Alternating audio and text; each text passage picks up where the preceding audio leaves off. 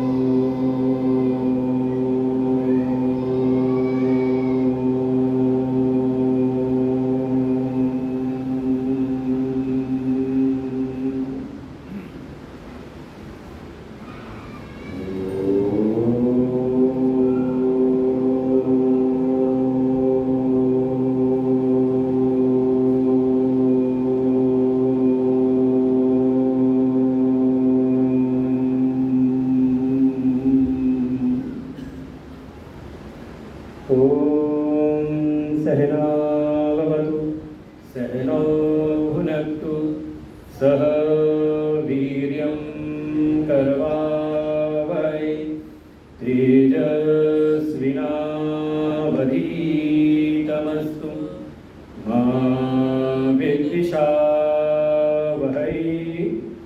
ॐ शान्तिः शान्तिः शान्तिः।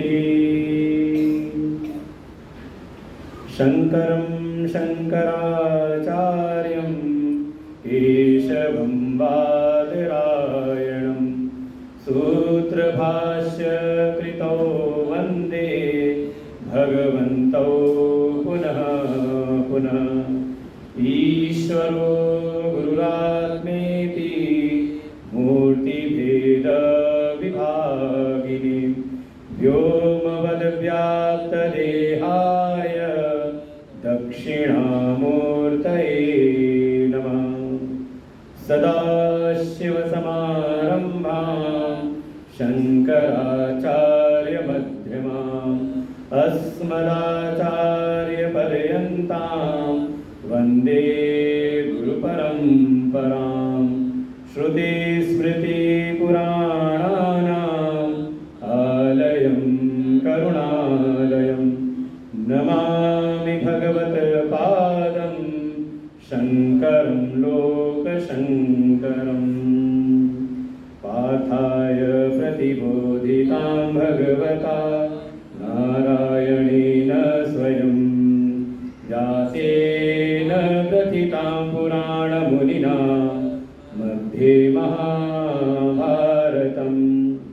अद्वैतामृतवर्षिणीं भगवतीम् अष्टादशाध्यायनीम् अम्ब त्वामनुसन्दधामि भगवद्गीते भवद्वेषिणी।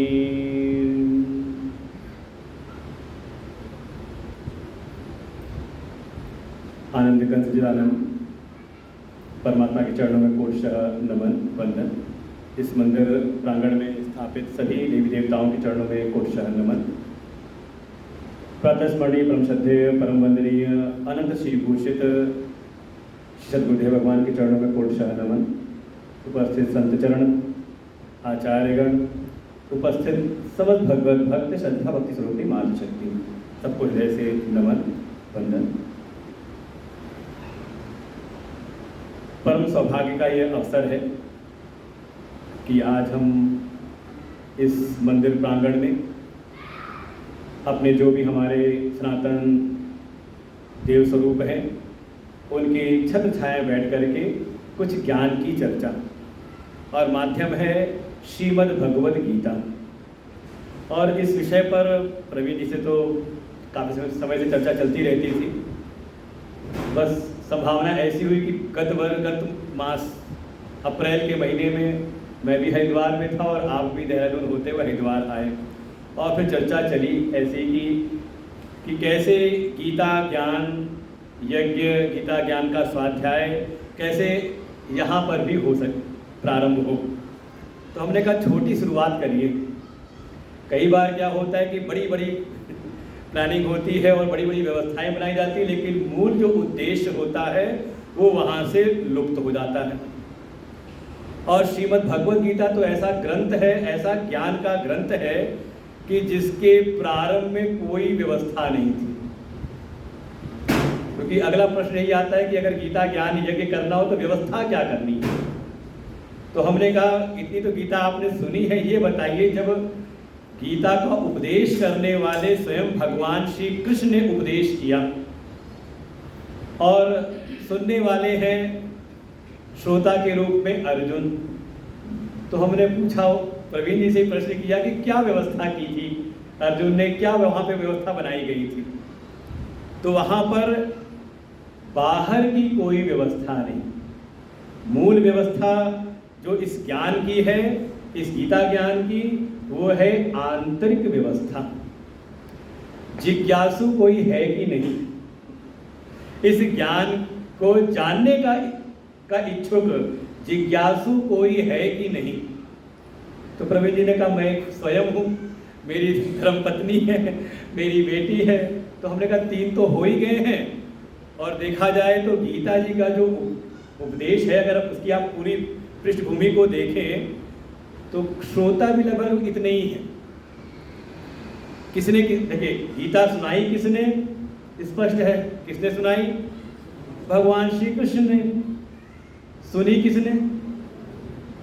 सामने प्रत्यक्ष रूप से तो सुना अर्जुन ने, और अप्रत्यक्ष रूप से क्रम से आई तो अच्छा रहेगा। दूसरा सुना व्यास जी की कृपा से संजय ने। गीता का प्रारंभ भी पहला श्लोक जो है संजय का ही है। संजय उवाच धर्म क्षेत्रे कुरुक्षेत्रे समवेतायुयुत्सव मामका पांडवाश्चैव किम कुर्वत संजय। तो पहला प्रारंभ किससे? संजय से। संजय बोले, कब बोले? कहा पहले सुना।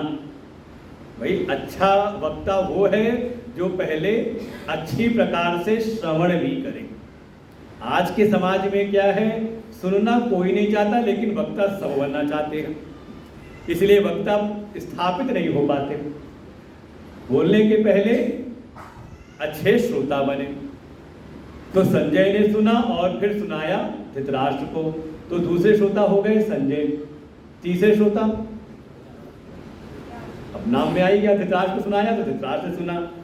तीन तो ये हो गए, और चौथे श्रोता किसी ने नाम लिया था लेकिन क्रम।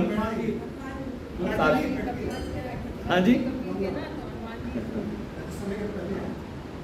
हाँ बीच में कोई ना आए, जिसको भी औपचारिकता करनी तो फिर बाद में कर लेगा, क्योंकि हमारे जो गीता का ज्ञान एक प्रकार से जैसे स्कूल में विद्यालय में कक्षा चलती है ना, उस प्रकार से रहता है। इसलिए कोई साजबाज नहीं है, सीधे आपस हम दोनों की आपस की हम सबकी बात है। तो जैसे यहाँ हनुमान जी विराजमान है, आते देख करके मन प्रसन्न हुआ कि इनकी शरण में छत्र छाया बैठ के सुनाना है, तो हमें लगा कि वही परिदृश्य यहाँ पर उपस्थित हो गया है। क्योंकि हनुमान जी विराजमान है अर्जुन के रथ की ध्वजा में, इसलिए अर्जुन के रथ का नाम है कपित ध्वजम, कि जिसके ध्वज पर स्वयं कपीश्वर हनुमान जी विराजमान है। तो हनुमान जी विराजमान हो और नीचे इतना सुंदर ज्ञान का उपदेश हो रहा हो और वो ना सुने, ऐसा संभव लगता नहीं। क्योंकि वो तो प्रभु श्री राम जब जा रहे थे तो सब गए उनके साथ में, हनुमान जी नहीं गए। किस लिए नहीं गए? उन्होंने यही प्रार्थना की, हे प्रभु जहाँ जहाँ आपकी कथा होगी मैं बैठ के वहाँ कथा सुनूंगा। तो ऐसे हनुमान जी। तो हमने कहा जब भगवान ने स्वयं सुनाई तो वहाँ पर सुनने वाले कितने थे? 4। तो 3 तो, हाँ बैठते जाइए बीच में भी। वो प्रवीण जी क्या है ना, जानते हैं व्यवस्थाओं को, जहाँ लोग सत्संग वगैरह होते हैं कि बीच में आना जाना ऐसा, जिसको आना है तो फिर या तो पहले आ जाए सत्संग के, ये विधि है। और आज के समय परंपराओं का वो पालन नहीं होता है, या तो पहले आ जाए या फिर जैसे मैंने कहा ना क्लास चल रही है तो अध्यापक के आने के पहले विद्यार्थी या तो आ जाए, और नहीं तो फिर अब इंतजार करें कि अब अध्यापक पढ़ाना शुरू कर चुके तो बीच में ना घुसे, तो जहाँ स्थान मिल जाए चुपचाप आकर के बैठ जाए। तो 4 वहाँ पे श्रोता, तो हमने प्रवीण जी से कहा 3 तो हो ही गए हैं, 1 तो हमारे साथ आ जाते हैं। तो चिंता ना करिए, श्रोताओं की कोई भी बात नहीं, मुख्य है जिज्ञासु है कि नहीं, ज्ञान की जिज्ञासा, ज्ञान की पिपासा भीतर है कि नहीं। तो जब कहीं पर किसी के हृदय में कोई जिज्ञासा उत्पन्न हो जाए, भगवत तत्व को जानने की इच्छा, अपने स्वरूप को जानने की इच्छा, इस जगत के तत्व को जानने की इच्छा, ऐसी जब किसी के भीतर इच्छा होती है तब उस पर कृपा होती है भगवान की। और वो कृपा कैसी है, तो भगवान स्वयं गीता जी में ही कहेंगे 10वें अध्याय में, ददामि तम बुद्धि योगम तम येन माम उपयान्ति ते। तो ऐसा कोई भक्त जो जिज्ञासु है, देखो ये सब गीता जी में वर्णन आगे आप विस्तार से कभी अगर आपने अध्ययन किया होगा तो भगवान ने भक्तों का ही वर्गीकरण किया है और 4 प्रकार के भक्त बताए हैं, आर्तो जिज्ञासु अर्थार्थी ज्ञानी च भरतर्षभ।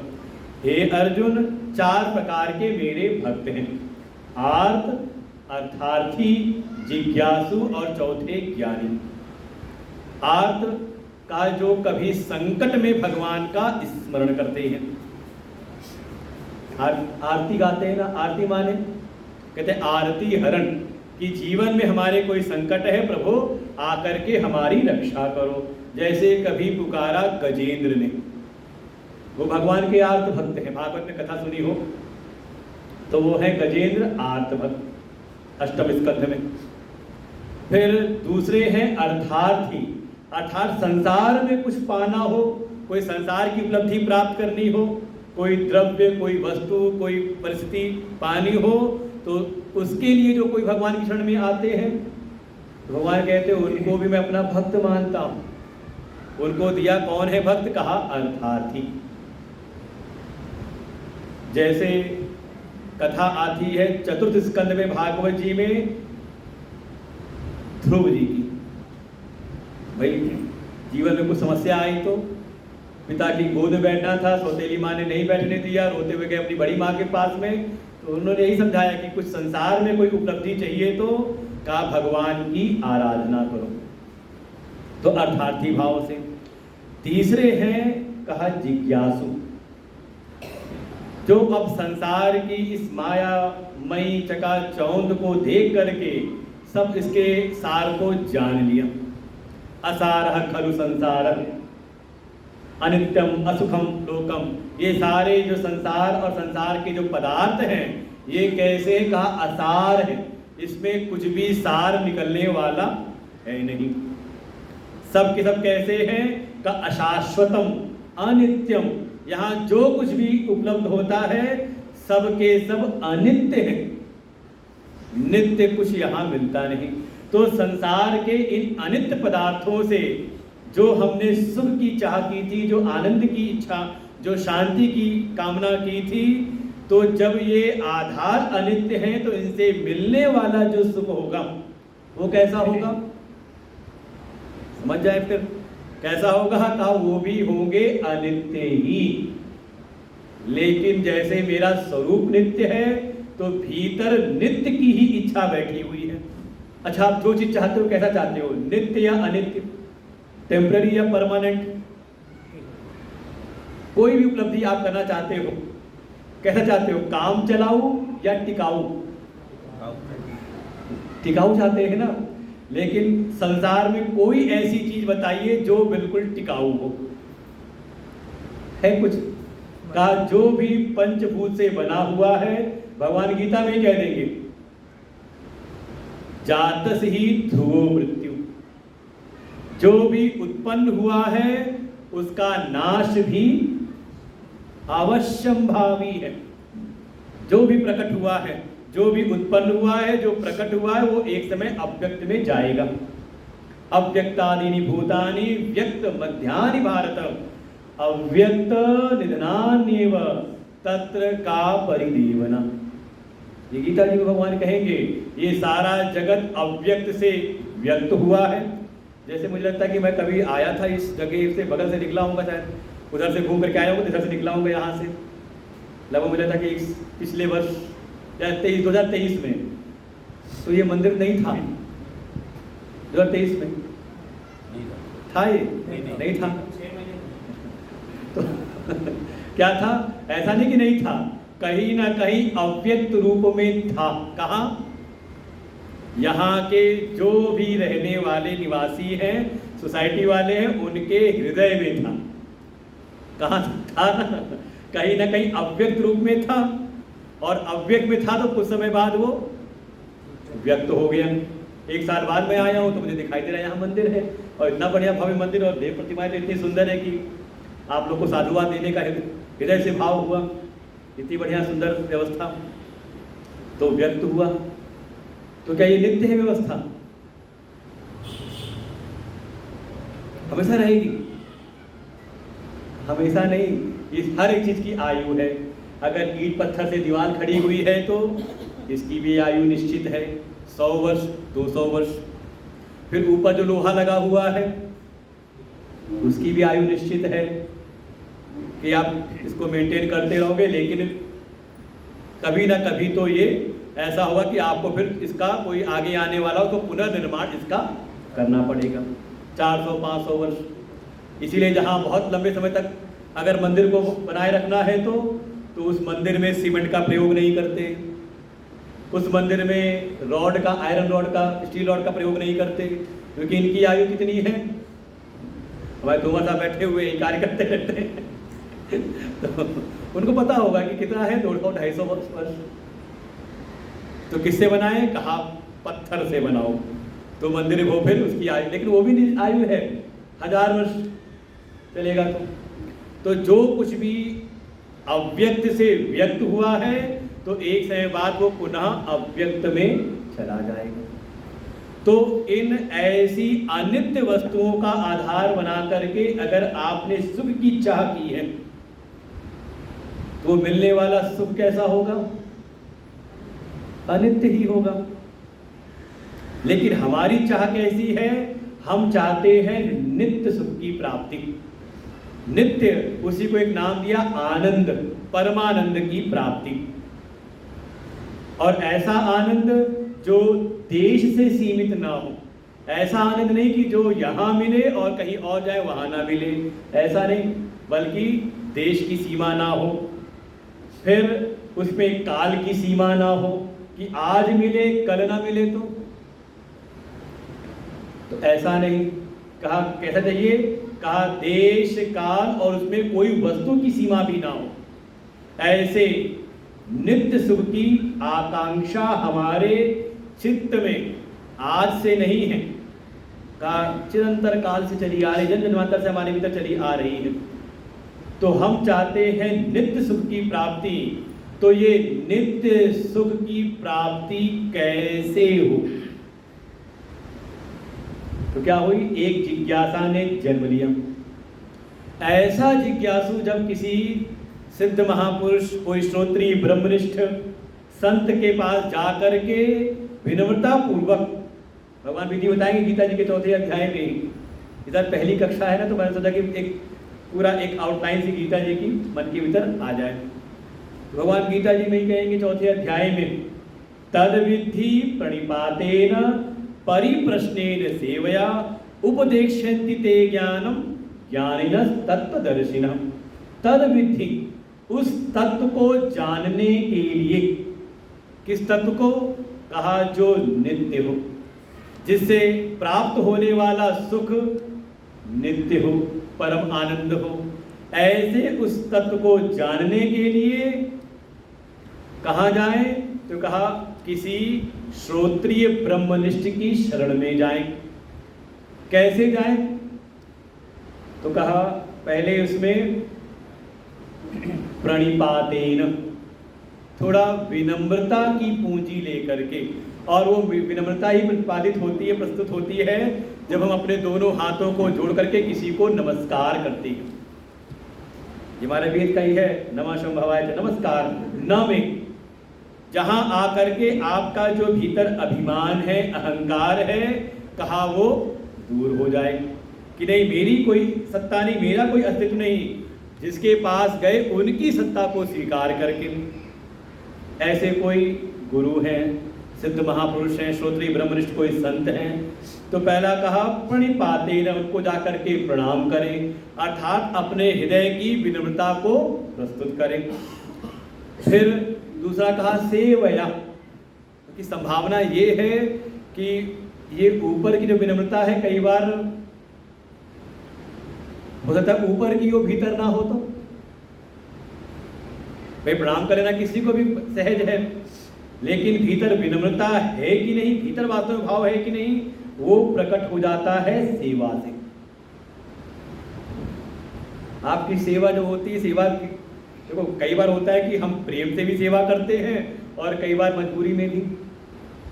कोई हमें बहुत अच्छा ना भी लगता हो, लेकिन ऐसी व्यवस्था बनी हुई है कि करना ही पड़ता है, तो वो भाव भी कहीं ना कहीं सेवा से प्रकट हो जाता है। जिसकी आप सेवा करते हो इस भाव से, तो वो भी कहीं ना कहीं कहते हैं बस रहने दो, हो गया।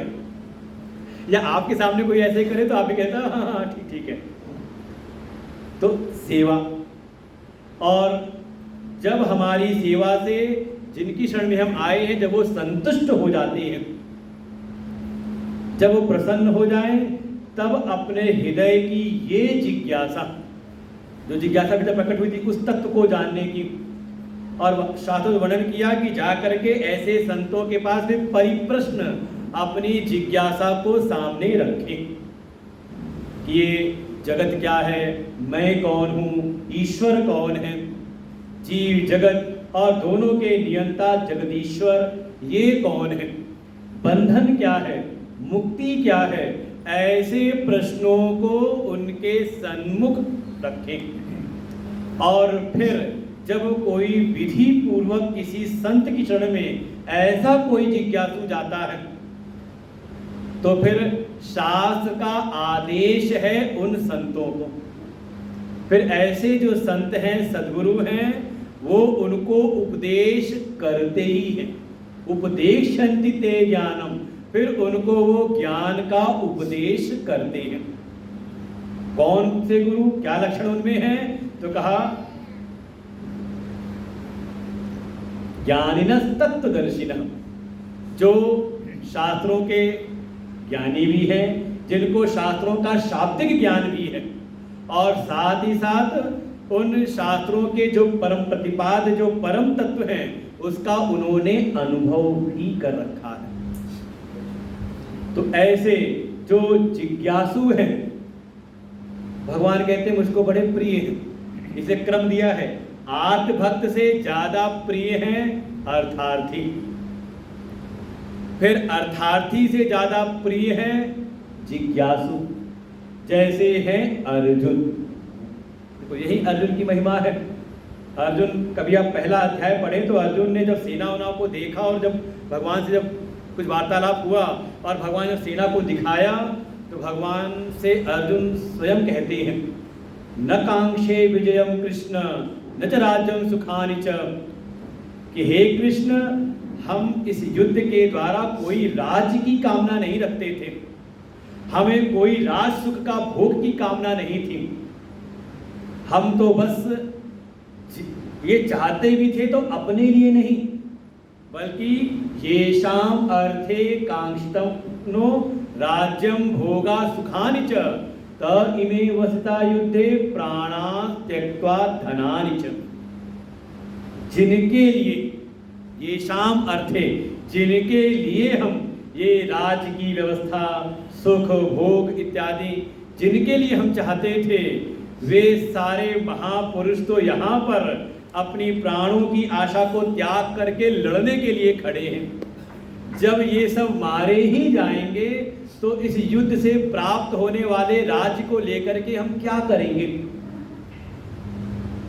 तात्पर्य यह है कि अर्जुन ना तो आर्त है ना तो अर्थार्थी हैं। और फिर दूसरे अध्याय में अर्जुन तो अंततः शरणागति ग्रहण करते हैं और भगवान से पूछते हैं। दूसरे अध्याय का 7वां श्लोक है, कार्पण्य दोषोपहत स्वभाव पृच्छामि त्वां धर्म सम्मूढ़ चेता।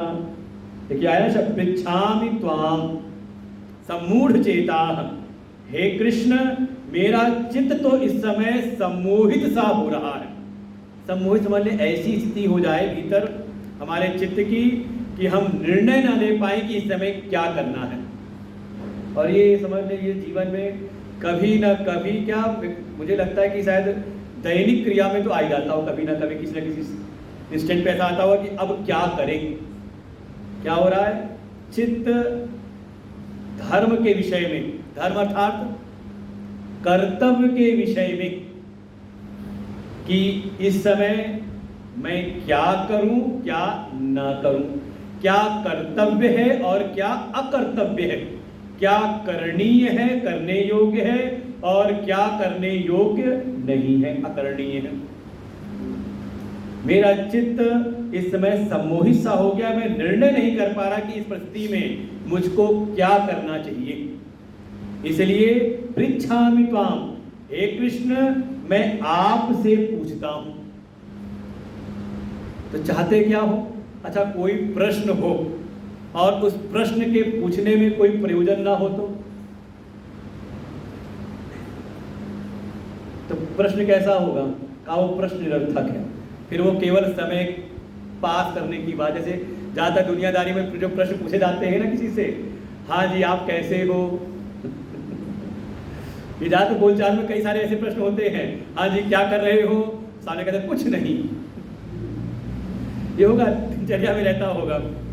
हाँ जी कैसे हो, तो कहते हैं सब ठीक है, मजे में है, होता है ना। कारण क्या है? उन प्रश्नों का बहुत कोई सार्थक प्रयोजन नहीं है। अर्जुन कहते हैं हे प्रभु मैं आपसे पूछ रहा हूं और साथ ही प्रयोजन भी है, मैं आपसे जानना चाहता हूं कि आप निश्चित करके मुझको वो एक उपाय बताइए जिससे मेरे जीवन का कल्याण हो जाए।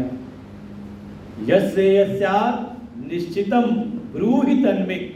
हे कृष्ण आप मुझको निश्चित करके वो एक साधन, वो एक उपाय बताइए जिससे मुझको श्रेय की प्राप्ति हो। अच्छा मान लो पूछने वाला पूछे और सामने वाला उत्तर ना दे तो उसको कहीं ना कहीं अपने प्रश्न के द्वारा बाध्य करना पड़ता है। भाई किसी से आप कुछ मांगते हो, ऐसा संभव तो है नहीं कि जिससे आप जो मांगो दे दें, लेकिन अगर आपके पास मांगने की कला है, सहायता लेने की कला है किसी से भी, तो आप कई बार इस प्रकार से कहते हो कि सामने वाला आपको मना नहीं कर पाता। भले उसके भीतर की इच्छा न भी हो तब भी वो आपके लिए सब कुछ करने को तैयार हो जाता है, आपको सब कुछ देने को भी तैयार हो जाता है, चाहे उसके भीतर की इच्छा ना हो। तो ऐसे ही अगर आपके भीतर कोई जिज्ञासा है, कोई प्रश्न है और आप किसी से पूछो और पूछने समय आप थोड़ी अपनी अकड़ में रहो, हाँ जी बहुत देर मेरा रस हाँक लिए हो, अब जरा ये बात बताओ। भाई पूछ भी किससे रहे हैं? किससे पूछ रहे हैं? अर्जुन। अर्जुन है रथी और जिससे पूछ रहे हैं वो कौन है? सारथी है। अच्छा संबंध भी देखें दोनों में, पारिवारिक संबंध देखें तो, नातेदारी रिश्तेदारी देखें तो अर्जुन कौन है और कृष्ण कौन है? भगवान कृष्ण की बहन है सुभद्रा, जिनका विवाह हुआ है अर्जुन के साथ में। तो अर्जुन कौन हुए? हो गए बहनोई। और भगवान कृष्ण, अब आप लोग अच्छे समझ सकते हो संबंध कैसा है। तो दोनों, चाहे आप पूर्व का संबंध देखो तो वहां भी संबंध अर्जुन का श्रेष्ठ है ना, बड़े है ना। साला बड़ा होता है कि बहनोई? उम्र से बड़े वाला बड़ा हो, लेकिन पद, ये तो आप लोग को अच्छे से पता होगा ना लौकिक व्यवहार जो है। और फिर दूसरा वर्तमान में देखें तो वर्तमान में अर्जुन रथी हैं, रथ के स्वामी हैं, और भगवान उनके रथ की बागडोर हाँक रहे हैं, घोड़ों को हाँक रहे हैं कौन? सारथी। तो पद यहाँ पर भी देखें वर्तमान में तो अर्जुन श्रेष्ठ पद पर है और भगवान कृष्ण इस समय नीचे है। इसलिए जब अर्जुन पूछते हैं तो अपना जो कहा ना कि प्रणिपातेन परिप्रश्नेन सेवयम्, तो कैसे अपनी विनम्रता को सामने रखें? तो अर्जुन कहते हैं वहां पर यस्यादिष्टं ब्रूहि तन्मे शिष्यस्ते अहम शाधि मां त्वां प्रपन्नम।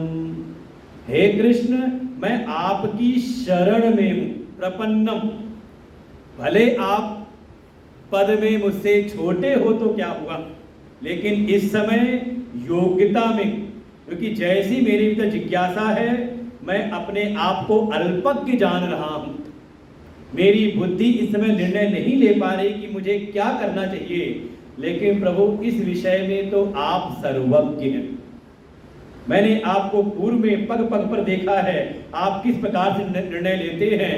इसलिए हे कृष्ण, मैं आपकी शरण में हूं और आपका शिष्य बनकर के आया हूं।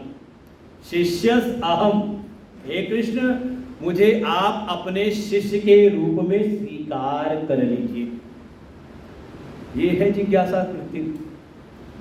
प्रश्न भी पूछना है तो सीखने की इच्छा से, जानने की इच्छा से, परीक्षक की भावना से न जाएं। ये तो हमारे शास्त्रों में वर्णन ऐसा भी है कि जहां कोई शिष्य गया है गुरु की शरण में, गीता जी में पहले अध्याय में आपको मिलेगा। जब पहला अध्याय प्रारंभ होगा तो सबसे पहले संजय निरूपण करते हैं दुर्योधन का। दृष्ट्वा तु पांडवानीकं व्यूढ़ं दुर्योधनस्तदा आचार्यम उपसंगम्य राजा वचनम अब्रवीत। सबसे पहले अर्जुन की पूरी सेना जो है, पांडवों की सेना को देख करके जो दुर्योधन है, दुर्योधन गया है अपने गुरु के पास, आचार्यम उपसंगम्य। और आपने कथा में देखा होगा, कहानियों पे सुना होगा, महाभारत में कौन है आचार्य? उनके आचार्य द्रोण उनके सन्मुख गए, लेकिन पहले सारी सेना को देख लिया, पश्चिम सेना को देखा उन्होंने। दृष्ट्वा तु पांडवानीकम, पांडवों की जो सेना खड़ी है व्यूहाकार, उसको देखा और देख करके गए अपने आचार्य द्रोण की शरण में। लेकिन जब गए तो ऐसे गए कि उनके चलने के ढंग से लगता है जैसे कोई राजा जा रहा। और जब उन्होंने अपने आचार्य से कुछ कहा तो कहने का ढंग ऐसा था जैसे कोई राजा किसी अपने कार्यकर्ता से, किसी सेवक से बात कर रहा हो। इसलिए संजय ने कहा राजा वचनम अब्रवीत। दुर्योधन जो है राजा बने के अभिमान के साथ में आचार्य के समीप गया। देखो अभी राजा है नहीं, अघोषित भी अपनी मान्यता से मान रखा है, क्योंकि वर्तमान में राजा है धृतराष्ट्र, और राज सत्ता के लिए तो युद्ध का निश्चय हुआ है, निर्धारण हुआ है कि युद्ध के बाद तय होगा। लेकिन कोई अपने आप को मान ले तो, और इतिहास में नहीं वर्तमान में भी देखें कई सारे ऐसे राजनेता जो अपने को मान लेते हैं कि हाँ हम हैं, हमारे साथ ऐसा कैसे हो सकता है, इसे हम मान लेते हैं। तो अपने मिथ्या व्यक्तित्व के अभिमान के साथ में, जो व्यक्तित्व अभी है नहीं लेकिन उसके अभिमान के साथ गया, और फिर कहीं ना कहीं गुरुजी को ही आदेश देता है कि हे गुरुजी आप भी, मैं तो देख लिया सेना को, अब आप भी देखो।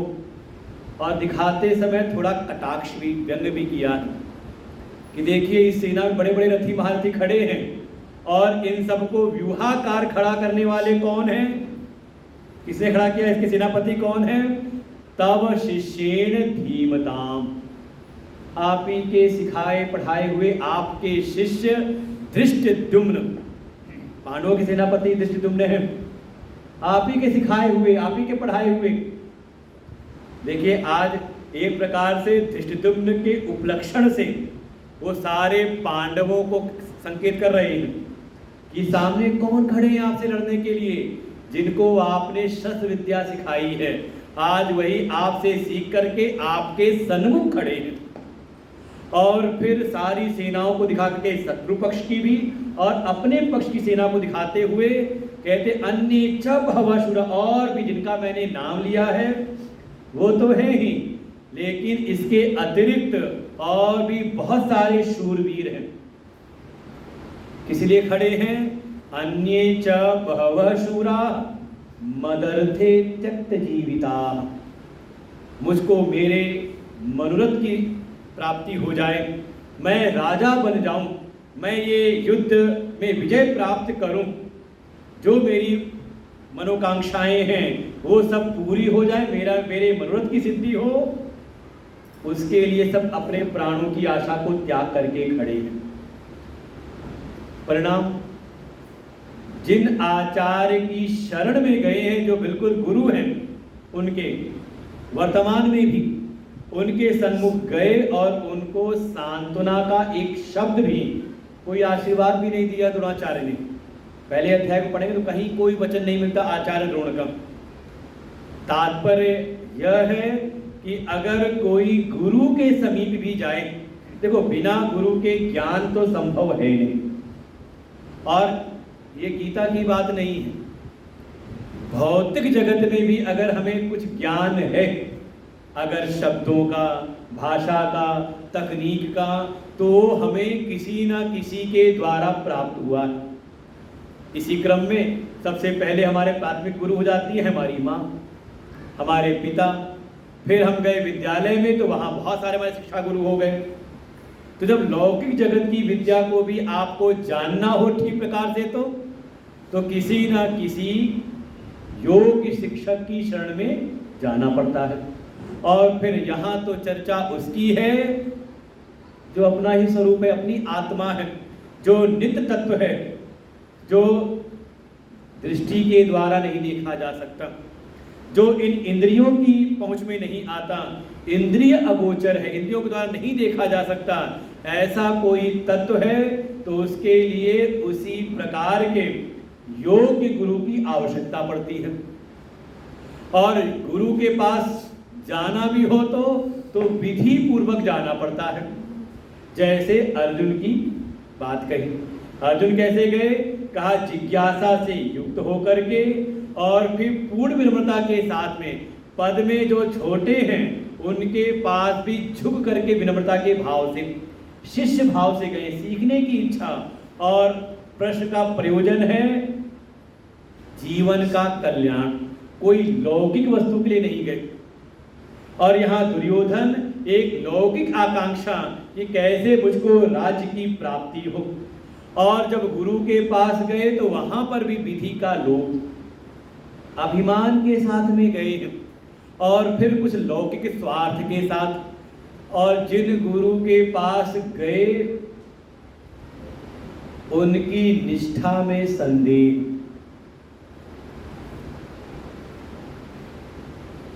दुर्योधन को लगता है कि ये गुरुजी खड़े तो मेरे पक्ष में हैं, लेकिन इनका हृदय का आशीर्वाद, इसीलिए उकसाने के लिए, भीतर कुछ विद्वेष उत्पन्न करने के लिए बात कही कि देखिए सामने कौन खड़ा है, तव शिष्येन धीमताम, बड़े बुद्धिमान, आपके ही पढ़ाए सिखाए हुए आपके ही शिष्य।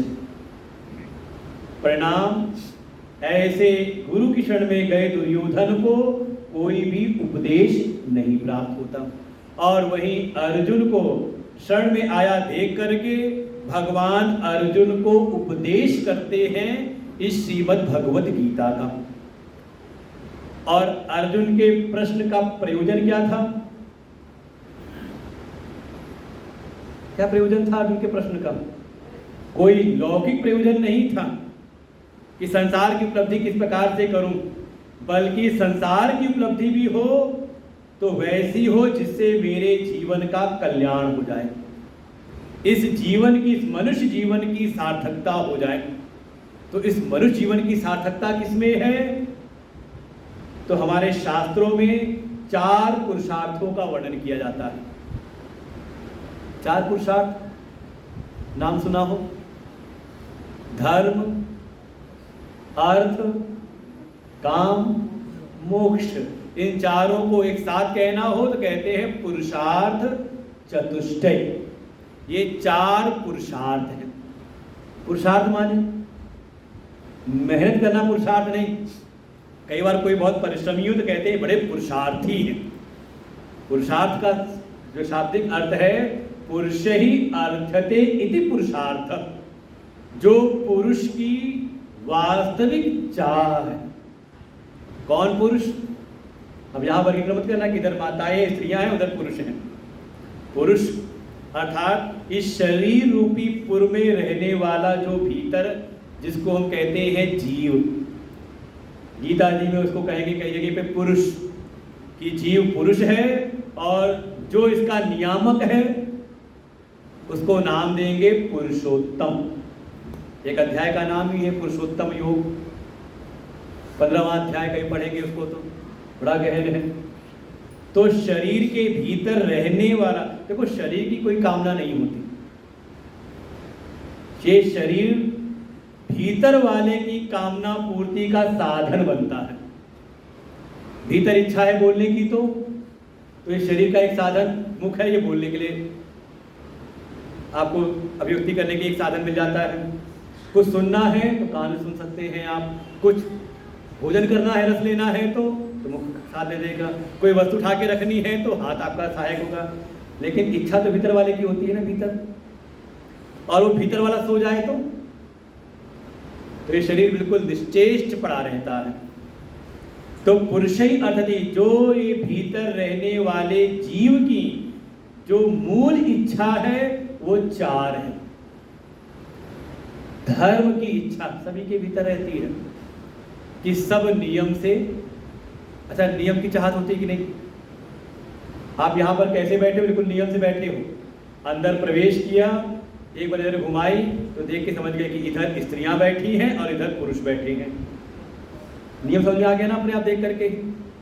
सड़क पर गाड़ी लेके निकले तो इधर चलना चाहिए, कीप लेफ्ट, बाएं चलें। अच्छा कोई उल्टा चलते हुए सामने दाएं चलते हुए आ रहा हो तो भले मौका पड़े हम भी कर लेते हैं काम कई बार। अभी आते तो रास्ते में कुछ बात हुई तो ऐसे ही हुआ, सब जेब्रा क्रॉसिंग के पहले रुके थे तो किसी ने गाड़ी घुमा करके आगे लगा दी। तब देखा देखो ये है, दूसरों से हम चाहते हैं कि सब नियम का पालन करें, चाहत है कि नहीं? देखिए ये बेसिक आपकी इच्छाएं हैं। धर्म की चाह, सब हम चाहते हैं कि समाज में सब नियम का पालन करें। धर्म का अगर आप कभी चर्चा कभी चलेगी तो समझ लीजिए पूरा एक सेशन चाहिए धर्म के लिए। और गीता जी की इतनी महिमा है कि गीता जी का प्रारंभ ही हुआ है धर्म शब्द से। तो पहली जो मूल इच्छा है धर्म, वहीं से गीता जी का प्रारंभ है। फिर दूसरा है अर्थ की चाह। कोई ऐसा जिसके भीतर अर्थ की चाह ना हो? अरे हो सकता है आप कह दो कि हमें जरूरत नहीं है, लेकिन आप कहीं ना कहीं मन से चाहते जो बगल में बैठे हैं ना वो हमारा ये काम कर दे, ये सामान लेकर के आ जाए, हमें पैसा नहीं चाहिए। ये मत कहना कि पैसा नहीं चाहिए, हम ऊपर से कहते पैसा नहीं चाहिए, लेकिन अर्थ के द्वारा जिसकी सिद्धि होती वो चाहिए ना। तो कहीं ना कहीं भीतर भाव क्या है कि जो भी हमारे पति हैं या जो भी जिनके भी हम आश्रय में रह रहे हैं उनके पास वो व्यवस्था हो। इसलिए कई बार भगवान से पूजा करेंगे तो यही मांगते हैं कि हमारा व्यवसाय ठीक ठाक चले, बच्चे की अच्छी नौकरी लग जाए, तरक्की होती रहे, है कि नहीं? तो भीतर देखें अपने का अर्थ की चाह। अगर संसार में कोई वस्तु उपलब्ध है हमारे काम की है तो उसकी प्राप्ति का जो साधन है वो है अर्थ, अर्थ की चाह। और फिर अर्थ मिल जाए तो तुरंत मन में आती काम की चाह। ये शरीर के सुख सुविधाओं की व्यवस्थाएं, जो हमारे भीतर कामनाएं आ रही उसको हम पूरी करें, है कि नहीं? पहले मूलभूत होती थी रोटी, कपड़ा और मकान। ये क्या है? ये है काम, कामनाएं भीतर जो आती, इच्छाएं जो होती हैं, शारीरिक सुख की इच्छाएं जो अनिवार्य हैं, उनकी इच्छाएं भीतर जो शरीर के अनिवार्य भोग हैं उनके सबके भीतर रहती है। लेकिन इन सब के साथ साथ चाहे वो धर्म की चाह हो, चाहे वो अर्थ की चाह हो, और चाहे वो काम की चाह हो, इन तीनों चाहों के साथ में एक चाह भीतर लगी रहती है, वो है मुक्ति की चाह। अच्छा, धर्म ऐसा बता दे आपको कि आप कुछ दिन तो करो, उसके बाद लगता है कि कहां चक्कर में फंस गए। धर्म चाहते लेकिन स्वयं के लिए धर्म का बंधन नहीं चाहते। भाई डॉक्टर के पास गए, डॉक्टर ने जांच की, एक बीमारी पकड़ ली। क्या है? आपकी शुगर बढ़ी हुई है, आपका कोलेस्ट्रॉल बढ़ा हुआ है। क्या उपाय है? कहता है मीठा मत खाना, तला भुना मत खाना। अच्छी लगती बात? हाँ ठीक है, परहेज करते हैं, लेकिन मन में होता है इतना भी परहेज क्या करना है, थोड़ा सा खा लेते हैं। नियम का बंधन लगाना, जबकि वो नियम हमारे शरीर के लिए लाभकारी है, लेकिन प्रथम दृष्टया कभी ना कभी तो लगता है ये बड़ा बंधन हो गया है, शरीर में कैसा रोग आ गया कि बस क्या है, बंधन नहीं चाहते हम। अच्छा, अर्थ हो, लेकिन वो अर्थ आपको बांध दे। अर्थ होना चाहिए हमारा एक साधन। पुरुषस्य अर्थ दासः, कि पुरुष का मतलब मनुष्य का दास हो अर्थ। लेकिन ऐसा हो जाए कि कमाते कमाते कई बार हम अर्थ के दास तो नहीं हो जा रहे हैं, रुपया ही सर्वोपरि हो गया, धन ही सर्वोपरि हो गया, बाकी चीजें गौड़ हो गई। लगता नहीं कि हम कहीं ऐसी अंधी दौड़ में चल पड़े, चलते चलते भाई घर से कोई क्यों निकलता था कि घर के सब लोग एक साथ रहे, एकजुट रहे, तो कोई एक निकलता था करने के लिए कि हम जाते हैं बाहर करके, जो जरूरतें हैं परिवार की वो सबकी पूरी होती रहे। लेकिन अंधी दौड़ में करते करते करते करते और के चक्कर में लगता नहीं कि हम कहीं ना कहीं अर्थ के दास हो गए हैं। तो अर्थ भी हो ऐसा जो आपको मुक्त करे। देखो अर्थ की सार्थकता यही है, कहते कितना धन होना चाहिए, इतना हो कि दुनिया में जो हमारी आवश्यकताएं हैं, अनिवार्यताएं हैं, वो पूरी हो सके। उसके लिए दोहा था, साईं इतना दीजिए जामे कुटुंब समाए, मैं भी भूखा न रहूं साधु ना भूखा जाए। अब क्या पता घर में कोई खा ही नहीं रहा, सब भूखे ही जा रहे हैं। क्यों? कहीं ना कहीं आंतरिक सिद्धांतों में कहीं कुछ गड़बड़ी सी। तो अर्थ ऐसा हो, और देखिए ये कौटिल्य का अर्थशास्त्र भी यही है कि अर्थ, वास्तविक अर्थ वो है जो आपको मुक्त करे, बंधन में ना बांधे। ऐसे ही काम, भोग की व्यवस्था, भोग भी वो सार्थक है जिससे आपका जीवन स्वस्थ रहे। ये भागवत जी के प्रारंभ में आता है, द्वितीय स्कंद में ही सूर्य जी कहते हैं, चारों पुरुषार्थ समझाते हैं, कहते हैं भोग भी उतने हो जिससे हमारा जीवन स्वस्थ रहे। भोग के लिए जीवन ना हो जाए, जिसमें हमें स्वस्थ जीवन की प्राप्ति हो, वो वास्तव में भोग सार्थक है। और जिस भोग के द्वारा हम रोग से पीड़ित हो रहे हैं तो क्या हुआ, एक बंधन मिल गया ना। ऐसे ही तो ये तीनों की सार्थकता तब है जब आप चतुर्थ पुरुषार्थ, जिसको कहा गया परम पुरुषार्थ, मोक्ष के मार्ग में अग्रसित होते रहे। और अर्जुन ने उसी बात को कहा, हे कृष्ण, जिसमें मुझको श्रेय की प्राप्ति हो, जिससे मेरे जीवन का कल्याण हो। और ये दूसरे, तीसरे, फिर पांचवें, बार बार अर्जुन ये बात कहते हैं, कभी इससे डांड नहीं होते। हे कृष्ण, आप मुझको वो बताइए जिसमें मेरे जीवन का कल्याण हो, मैं मुक्ति के मार्ग में आगे बढ़ूं।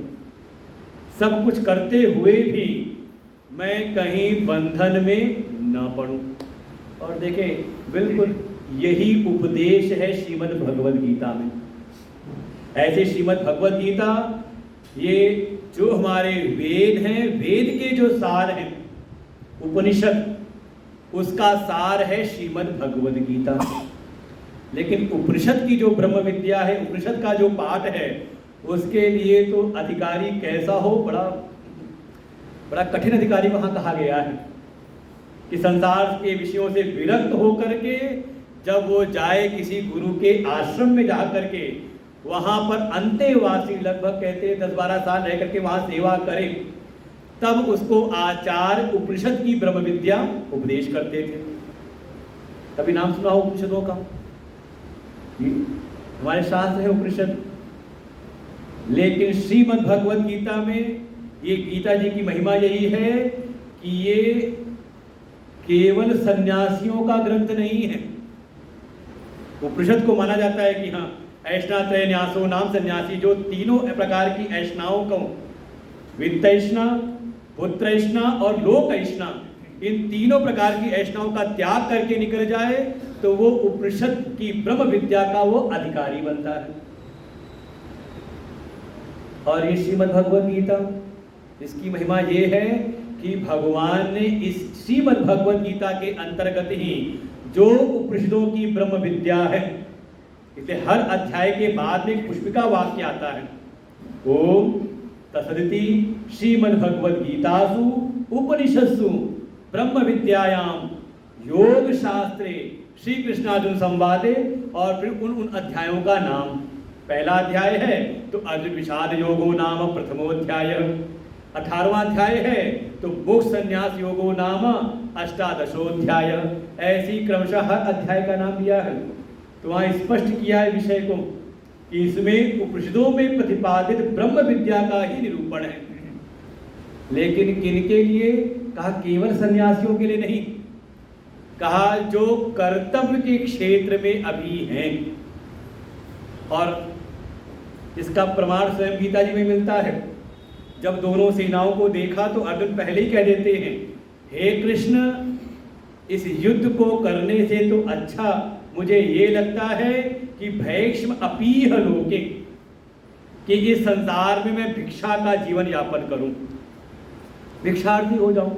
और भिक्षा का अधिकार शास्त्र में दो को प्राप्त है, या तो कोई ब्रह्मचारी जो गुरु की शरण में गया हुआ है विद्यार्जन के लिए, तो गुरु सेवा में जाता है भिक्षाटन के लिए, और जो भिक्षा में प्राप्त होता है वो ला करके गुरु को निवेदित करता है, खुद नहीं खा लेता है, खुद उपयोग में नहीं लाता है, बल्कि ला करके गुरु जी को निवेदित करता है। फिर गुरु जी यथा योग से विद्यार्थियों में उसको देते हैं। और या फिर वो अधिकार प्राप्त है किसी सन्यासी को जो निकल पड़ा है केवल तत्व के ज्ञान की प्राप्ति के लिए, तो ऐसे सन्यासी को अधिकार प्राप्त है कि अब वो संसार के परिग्रह संग्रह परिग्रह के लिए लगता नहीं, तो ये जो साधना है वो शरीर के द्वारा होगी, तो शरीर के निर्वहन के लिए उसको शास्त्र के द्वारा आज्ञा प्राप्त है कि 5 घर भिक्षा या मांग करके अपना शरीर का निर्वहन करे। एक घर मिल जाए तो उसे प्राप्त कर ले, ना मिले तो दूसरे घर में, ना मिले तो तीसरे में, ना मिले तो चौथे, नहीं तो 5वें, और 5 में ना मिले तो उस दिन उपवास कर ले। हमारी परंपराएं थी भिक्षाटन की ऐसे ही। तो अर्जुन तो पहले ही कह देता है कि हे कृष्ण, इस युद्ध को करने से तो अच्छा है कि मैं इस युद्ध से पलायन कर जाऊं, सन्यासी हो जाऊं। और जब भगवान ने रो करके उसको गीता सुनाई, तो गीता सुन करके आखिरी में कहता है 18वें अध्याय में, हे कृष्ण करिष्ये वचनम तव, हे कृष्ण अब आप जो कहो। पहले ही भगवान कहते हैं युद्ध कर, युद्ध में तत्पर हो जा। अर्जुन खुद कहते हैं हे कृष्ण, अब जैसा आप कहेंगे मैं वैसा करूंगा। और इस श्रीमद् भगवद गीता में देखिए कर्म के रहस्यों को समझाया गया है, उसको ये नाम दिया कर्म योग। और अगर आप अध्ययन करें तो प्रारंभ में 6 अध्याय हैं विशेष रूप से वो कर्म प्रधान है, पहले अध्याय से लेकर के 6ठे अध्याय तक। फिर 7वें अध्याय से लेकर के 12वें अध्याय तक जो विषय है वो है भक्ति प्रधान, इसलिए 12वें अध्याय का नाम हो जाएगा भक्ति योग। भक्ति का स्वरूप क्या है, भक्ति वास्तव में है क्या, भक्ति किसको कहते हैं, वो भगवान ने समझाया। और फिर आखिरी के जो 6 अध्याय हैं 13वें से लेकर के 18वें तक, और जिसमें मुख्य रूप से 13वां और 15वां अध्याय ये ज्ञान परक है, इसलिए कहा कि ये आखिरी के 6 अध्याय ज्ञान योग के प्रसंग हैं। तो कर्म योग, भक्ति योग और ज्ञान योग, ये 3 आपको विषय गीता जी में प्राप्त होंगे। लेकिन उद्देश्य क्या है, परम प्रयोजन क्या है? परम प्रयोजन है मोक्ष की सिद्धि। इसलिए 18वें अध्याय का नाम है मोक्ष संन्यास योग। किसको कहा? जो अभी विषाद में पड़ा हुआ है, जो इस संसार में कर्तव्य में लग करके जो अभी संसार से बिल्कुल संतप्त हो चुका है। और देखें अर्जुन, पहले जो स्थिति अर्जुन की, इससे पहले अध्याय का नाम ही दिया अर्जुन विषाद योग। जो अपने कर्तव्य पद पर आरूढ़ है, करते हुए एक ऐसी स्थिति आ गई कि अब कुछ समझ में आता नहीं कि अब और क्या करें। तो ऐसे विषाद से ग्रस्त, संशय संदेह से युक्त ऐसा कोई प्राणी जब श्रीमद् भगवत गीता के अंतर्गत आता है तो क्रमशः कर्म, भक्ति और ज्ञान की साधना करते हुए, इस संसार में रहते हुए, अपने कर्तव्य क्षेत्र में रहते हुए, सब कुछ करते हुए भी का वो संसार के बंधन से मुक्त हो जाता है। देखिए ये महिमा है गीता जी के ज्ञान की, कि आपको कुछ, क्योंकि सबसे बड़ी बात होती है ना, छोड़ना कोई नहीं चाहता। हम भी कहीं ना कहीं चाहते हैं कि संसार में रहते हुए ही जीवन की जो परम सार्थकता है, सिद्धि, वो प्राप्त हो जाए। और कोई मरने के बाद की बात भी नहीं, जीवन रहते रहते ही। और वो स्थिति आपको इस श्रीमद् भगवत गीता के 18वें अध्यायों में, आपको 18 अध्यायों में मिल जाएगी। सुनने के बाद स्वयं अर्जुन कह देता है, हे कृष्ण, मेरे भीतर का जो भी अज्ञान जनित मोह था वो नष्ट हो गया। नष्टो मोह स्मृति लब्ध्वा, मुझे अपने स्वरूप की स्मृति हो आई कि वास्तव में मैं कौन हूं। देखो ये मूल प्रसंग है श्रीमद् भगवत गीता का, कि साधक को अपने वास्तविक स्वरूप की पहचान हो जाती है कि मैं कौन हूं। कौन हूं मैं? जो क्षण क्षण बदल रहा है वो आप हो, या जो सारे परिवर्तनों को जान रहा है साक्षी रूप से, वो आप हो। कौन हो आप का इसी का बोध हो जाता है। अर्जुन कहता है स्मृति लब्धा, मुझे अपने स्वरूप की स्मृति हो आई है।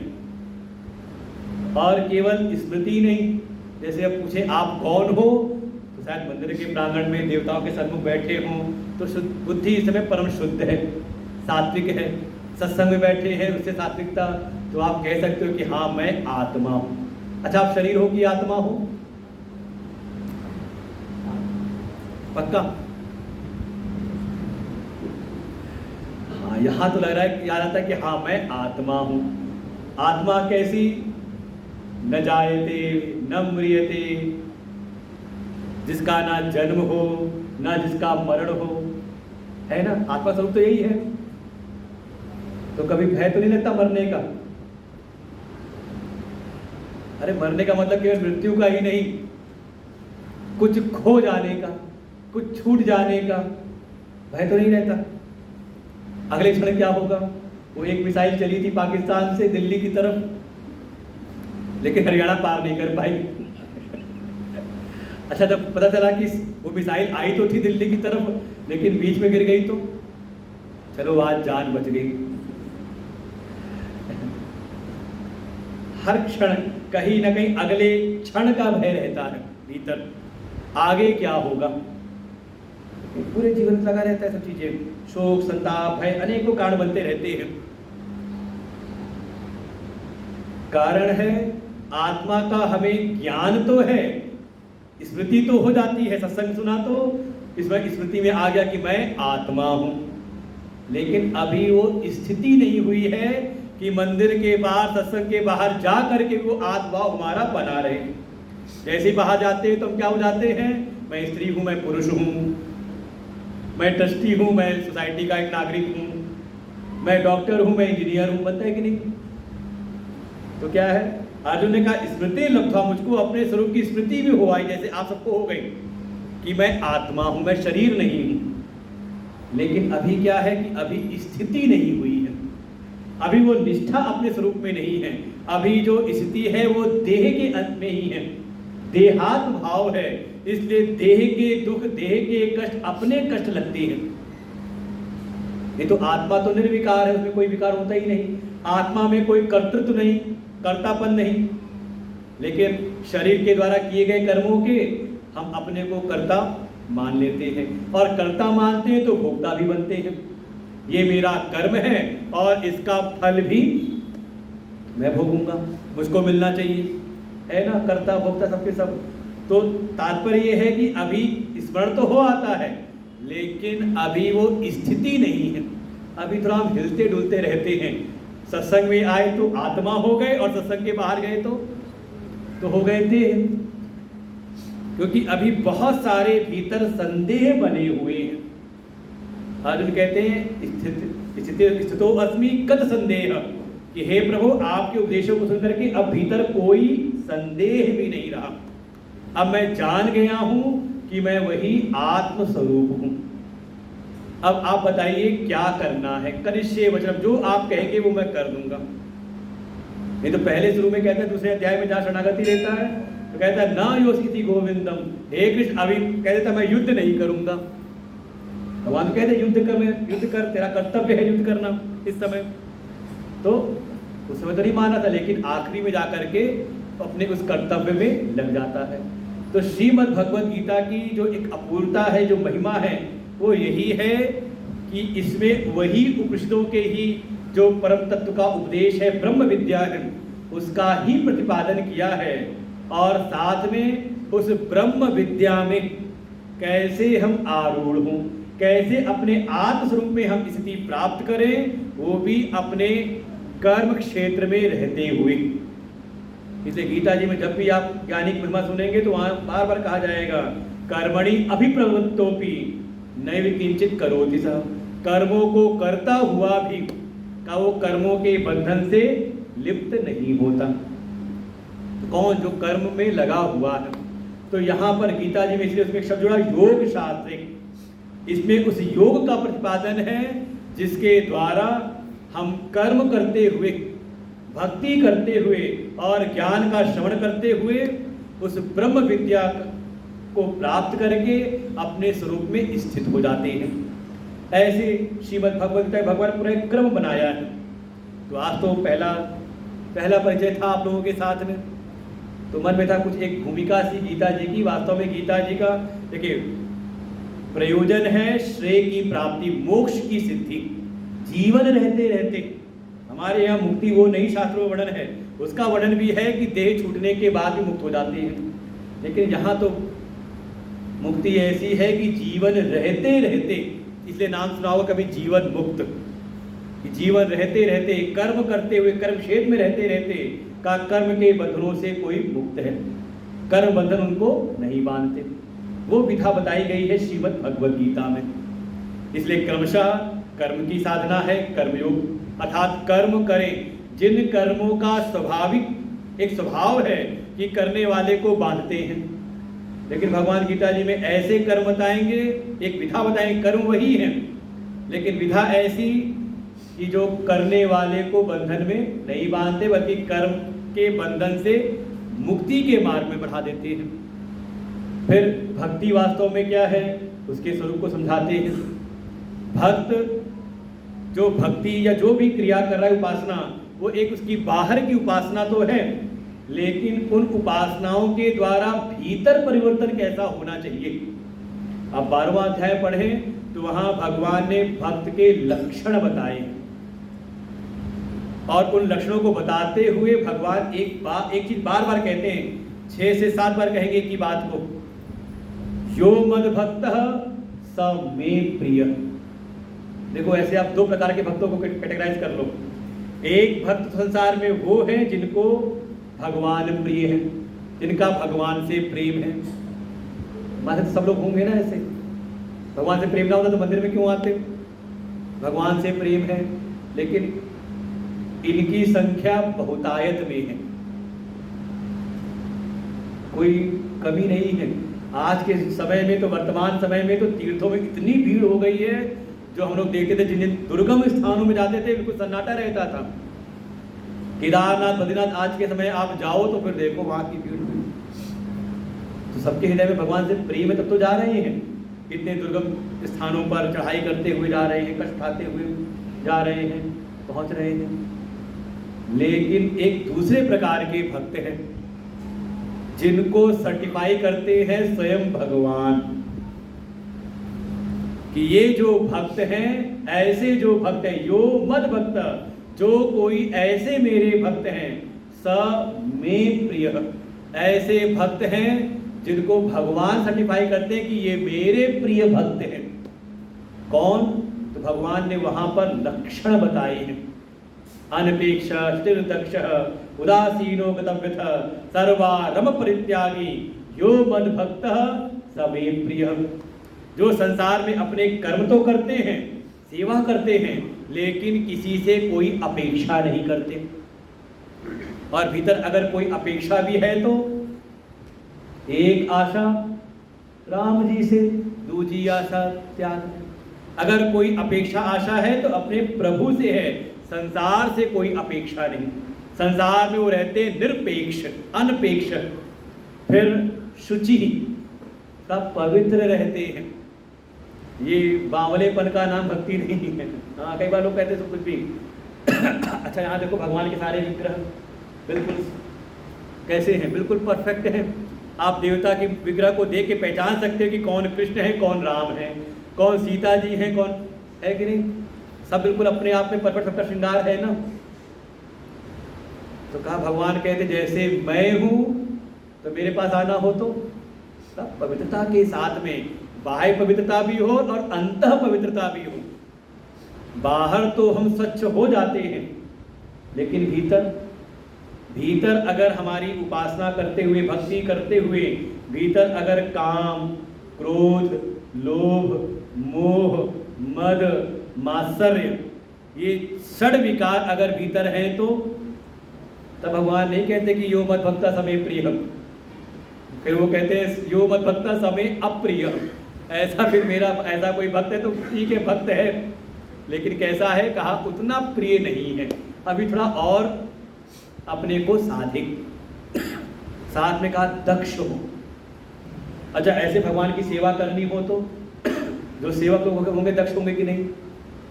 जो वस्त्र की सेवा करते होंगे पता रहता होगा ना कि राम जी के वस्त्र तो कैसे होने चाहिए, ये हनुमान जी के वस्त्र है तो कैसे होने चाहिए, शिव जी के हैं तो कैसे होने चाहिए। दक्षता रहती कि नहीं रहती भीतर?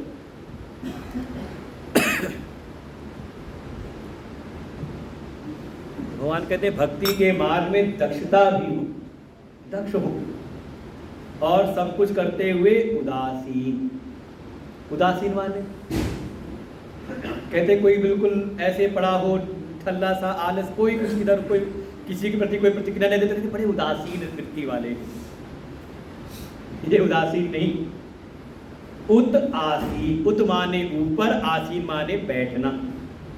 जैसा एक समाज के सामान्य लोगों का एक जो मानसिक भौतिक धरातल है, व्यवहारिक धरातल है, उससे जो थोड़ा ऊपर उठ जाएगा कि नहीं। वैसे भाई भक्त को देख के लगता है ना कि अरे नहीं ये कुछ विशेष है, ऐसा उत आसीन, थोड़ा सामान्य धरातल से थोड़ा ऊपर। गतव्यथ, बहुत ज्यादा चित्त में व्यथा ना रहती हो, हाय हाय नहीं रहती। क्यों? क्योंकि उसने अपना सर्वस्व अपने प्रभु को मान रखा है। तुम रक्षक, आगे पंक्ति क्या है? तुम रक्षक काहू को डरना। हनुमान चालीसा में गाते हैं हम लोग, जब प्रभु आप रक्षा करने वाले हैं तो मैं क्यों डरूं।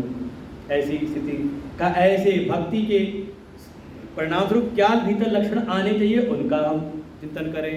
और जब ऐसी भक्ति, ऐसा भगवान से परम प्रेम, तो भगवान ऐसे अपने भक्त को फिर अज्ञानी नहीं रहने देते। कहते उनको मैं बुद्धि योग, उसको मैं ज्ञान योग प्रदान करता हूँ, और वो ज्ञान भी उसके आत्मा का ज्ञान, उसके स्वरूप का, और केवल शाब्दिक ज्ञान नहीं बल्कि उसका अनुभव भी करा देता हूँ। और उस आत्मज्ञान के द्वारा उसका परम कल्याण, वो जिस परिस्थिति में, जिस परिवेश में है, जिस परिप्रेक्ष्य में रह रहा है, वह अपने कर्तव्यों करते हुए का उसका परम कल्याण हो जाता है। ये है श्रीमद् भगवद गीता का परम प्रयोजन। आगे फिर कभी ऐसा कोई सत्र होगा तो देखा जाए क्रमशः। फिर नहीं तो 1 घंटे में, एक दिन के सत्संग में 1-1.5 घंटे में गीता जी का हम लोग एक अध्याय 7 दिन में सुनाते हैं, और उसमें भी लगता है कि बस आखिरी दिन में इसको समेटना ही पड़ता है कि चलो कुछ आखिरी के मूल विषय हो जाए तो समेटना पड़ता है। ऐसा श्रीमद् भगवद गीता वास्तव में अर्जुन को भगवान ने निमित्त बनाया है। वैसी परिस्थितियां सामने प्रकट करके अर्जुन को निमित्त बनाया, और अर्जुन को निमित्त बना करके हम सब मानवों के, मनुष्यों के, जगत के मानव मात्र के कल्याण के लिए, सबके कल्याण के लिए भगवान ने ये उपदेश दिया है। जीवन में कर्म हो तो कर्म कैसे हम करें जिससे मुक्ति की ओर आगे बढ़े, बंधन से मुक्त हो जाए। भक्ति कैसे करें जिससे भक्ति हमारी मुक्ति का साधन बन जाए, और ज्ञान भी वो ज्ञान जिससे मुक्ति सहज हो जाए। तो ऐसा भगवान का ये उपदेश है। तो फिर आगे कभी भगवान की कृपा होगी तो फिर चर्चा करेंगे। किसी के मन में कोई अगर प्रश्न हो तो 5 मिनट देख सकते हैं, कोई प्रश्न हो। हाँ जी, एक माइक पीछे दे दो, आवाज आ जाएगी वहां से।